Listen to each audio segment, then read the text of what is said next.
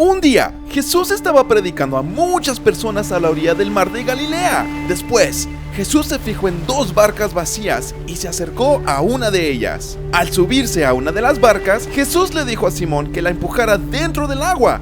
Después de predicar desde la barca, Jesús le dijo a Simón: ahora ve a las aguas más profundas y echa tus redes para pescar. Pero Simón le contestó: Maestro, hemos trabajado mucho durante toda la noche y no hemos pescado nada. Pero si tú lo dices, echaré las redes una vez más. Después, Simón aventó las redes una vez más y muchos peces empezaron a llenar las redes. Se llenaron tanto que tuvieron que pedir ayuda para que no se rompieran.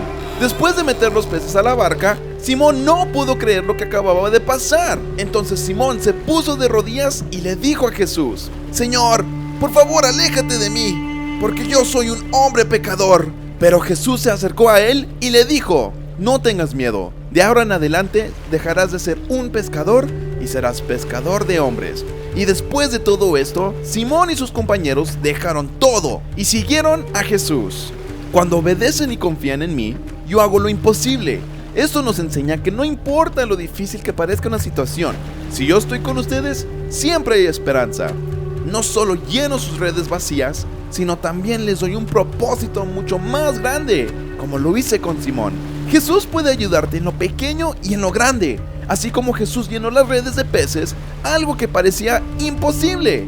Hoy tú puedes confiar en que Jesús puede ayudarte, como cuando tienes miedo a la oscuridad, Jesús te da paz.